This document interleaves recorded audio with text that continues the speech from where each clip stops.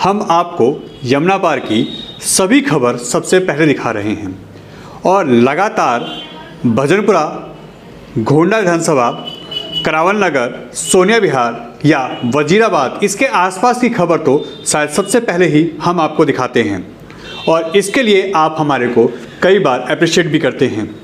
मगर सबसे दुखद बात यह है कि हमारी इन खबरों के बाद भी प्रशासन के कानों पे जूं तक नहीं रेंगती।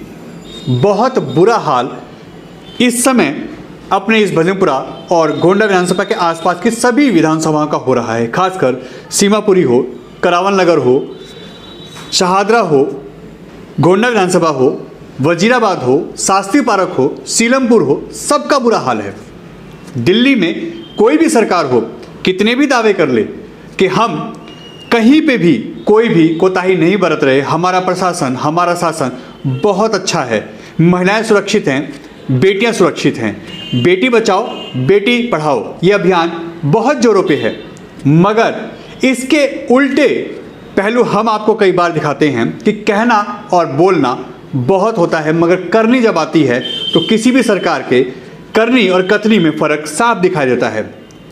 एक उदाहरण हम आपको और देते हैं क्योंकि यह भजनपुरा से जुड़ी हुई खबर है और यहाँ पे बहुत शर्मसार करने वाली ये खबर आप लोगों को हम बता रहे हैं और दिखा रहे हैं। अभी कुछ दिन पहले हमने दिखाया था एक नाबालिग के साथ भजनपुरा सी ब्लॉक में गैंग रेप होता है। 2 थाने भजनपुरा और उस्मानपुर इसमें लीपापोती करते हैं। कहीं पे भी जब हम उनसे बात करते हैं तो बताने से ही वो कतराते हैं। हाई प्रोफाइल लोग होने की वजह से इसको दबाया जाता है।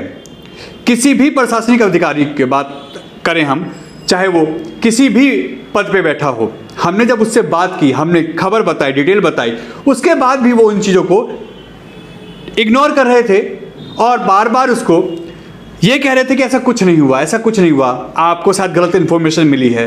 क्योंकि हमारी जानकारी पूरी होती है तो वो इसके अलावा कोई जवाब नहीं दे पाते। अगर कोई और होता तो उसके साथ दूसरे तरीके से पुलिस वाले पेश आते हैं, चाहे कोई अधिकारी हो। अब एक खबर और ऐसी आ रही है जिससे दिल दुखता है, दुखी होते हैं हम ऐसी खबर देके जिससे किसी भी एरिया की बहन बेटी बदनाम होती है, परेशान होती है और उसको इतना अत्याचार झेलना पड़ता है। बात करते हैं इस समय की जो खबर है वो है भजनपुरा सी ब्लॉक की। जी हाँ, भजनपुरा सी ब्लॉक।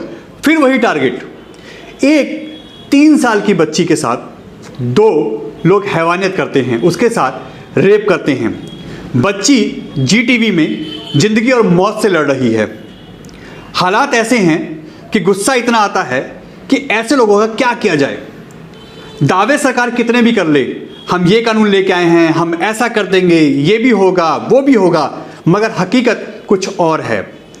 अभी इस खबर को हमारी भजनपुरा की जो हमने सी ब्लॉक की दिखाई थी गैंग रेप की, नाबालिग के साथ गैंग रेप हुआ था, उसको अभी मुश्किल से 15 दिन से 20 दिन हो रहे हैं। फिर एक बच्ची के साथ, 3 साल की बच्ची के साथ, जिसको ये भी नहीं पता कि दुनियादारी होती क्या है, जिंदगी जीते कैसे हैं, इस तरीके की हैवानियत होती क्या है, उसके साथ अगर हैवानियत होती है तो दिल दुखता है, गुस्सा आता है। और ये हालात सबके हैं। जो भी इस खबर को देखता है, जो भी इस खबर के बारे में सुनता है, उसको गुस्सा आता है। क्योंकि खासकर उन माँ बाप के जिनकी छोटी छोटी बच्चियाँ हैं।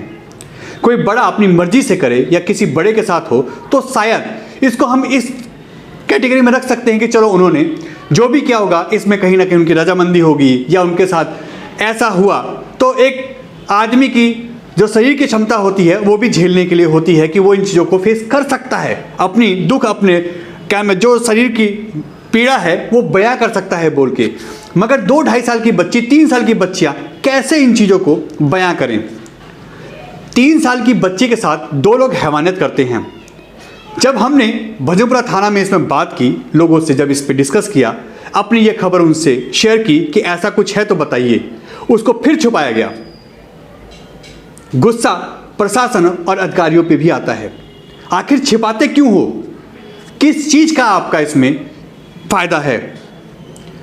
3 साल की बच्ची जो अपनी ज़िंदगी और मौत से लड़ रही है जीटीवी हॉस्पिटल में, सी ब्लॉक की घटना है ये भजनपुरा की, और 2 लोग इसमें हैवानियत करते हैं। एक व्यक्ति को अरेस्ट किया जाता है मगर पुलिस इसमें लीबापोती कर रही है, दूसरा भी फरार है मगर एक को अरेस्ट कर लिया गया है। यह घटना है 7 तारीख की, 7 फरवरी सोमवार को, और यह हवानियत होती है 4:30 बजे दोपहर में, यानी शाम के आसपास की बात है। सब्जी बेचने वाले की एक बिटिया है ये, क्योंकि हम डिटेल ज़्यादा नहीं बता सकते। इंसानियत के नाते हम उस बच्ची को या ऐसे किसी भी घटना में हम किसी का नाम खुलासा नहीं करते, ताकि किसी की बदनामी ना हो, किसी पे कोई लांछन ना लगाया जाए और उसके नाम, उसके परिवार और उसके इन सब चीज़ों का कोई मजाक ना उड़ाए। इसीलिए हम ना उनका घर दिखाते हैं, ना उनके नाम बताते हैं। कई चैनल हैं ऐसे जो ये काम करते हैं, उनके घर पहुंचते हैं, घर दिखाते हैं, माँ बाप को दिखाते हैं, नाम बताते हैं। क्या उनकी बच्चियों के साथ ऐसा हो, उनकी फैमिली के साथ ऐसा हो तो क्या वो करेंगे? छिपाएंगे। गाइडलाइन भी यही कहती है कि आप किसी बच्ची जिसके साथ ऐसी हैवानियत होती है उसका फेस ना दिखाएं, उसका नाम ना बताएं, उसकी आइडेंटिटी छिपाई जाए, किसी और नाम से बोला जाए, बताया जाए। मगर लोग अपनी पब्लिसिटी के लिए, अपने आप को आगे बढ़ाने के लिए ऐसा करते हैं। हम ये काम नहीं करेंगे, किसी भी कीमत पर नहीं करेंगे। उस बच्ची के साथ ऐसा होता है, 3 साल की बच्ची है, सब्जी वाले की, एक रेडी पटरी पे काम करने वाले व्यक्ति की बच्ची है। उसके जानने वाले ही ऐसा करते हैं, तो आप सोचिए जिनकी छोटी छोटी बच्चियां हैं वो माँ बाप क्या करें? आखिर वो कहाँ अपने इन बच्चों को सुरक्षित रखें? उनके साथ कितनी सेफ्टी बरतें? कहाँ तक उनके साथ जाएं? प्रशासन है कि जब चीज़ें आती हैं सामने छिपाता है, लीपापोती करता है, और भी कई तरीके हैं जिसको इसके ऐसे केसों को रफा दफा किया जाता है। मगर क्यों? कानून ऐसी सख्ती क्यों नहीं बरतता? कानून क्यों नहीं लेके आता? ऐसे नियम क्यों नहीं लागू करते कि ऐसे लोगों के साथ इतनी बर्बरता से पेश आया जाए कि सामने वाले की रूह कांप जाए। दूसरा कोई व्यक्ति अगर ऐसा करे तो वो सोचे, 10 बार सोचे कि इस तरह की कोई भी हरकत हमें नहीं करनी है। बहन बेटियां सबकी बराबर हैं। क्यों नहीं ये लोग सोचते? उनके ऊपर क्या कानून का डर नहीं है? उनके दिमाग में कहीं भी क्या कानून कोई अहमियत नहीं रखता? क्या उनको सही में लगता है कि कानून नाम की कोई चीज़ ही नहीं है? शायद ऐसे बार बार हालात जिस तरीके से भजनपुरा और आसपास के एरियो में आ रहे हैं, अभी सहादरा की बात है, वहाँ पे भी एक बच्ची के साथ एक तरफा प्यार में उसके बाल काट दिए जाते हैं, उसको मारा जाता है, उसका मुंह काला करके घुमाया जाता है। वीडियो वायरल हुई थी, सब ने देखा। आखिर कहाँ है सरकारें? कौन सी सरकार है? कौन से थाने हैं? कौन से पुलिस वाले हैं? क्यों नहीं वो काम करते इन पे? अगर कहीं मकान बन रहा हो, कहीं दुकान बन रही हो, कहीं पे कुछ अवैध उगाही हो, साफ साफ चीज़ें उनको पता चलती हैं, डिटेल निकल जाती है साहब। लोग घर तक पहुंच जाते हैं, आप ऐसा कर रहे हैं, ऐसे कैसे कर रहे हैं, कुछ तो देना पड़ेगा। मगर जब बात बच्चियों और उनकी स्मिता की आती है तो क्यों नहीं ये जागते? क्या इनके लिए पैसा ही सब कुछ है? पुलिस प्रशासन क्यों सो जाता है? थाने क्यों चुप हो जाते हैं? हमने जब भजनपुरा थाना में बात की तो फ़ोन नहीं उठाया गया।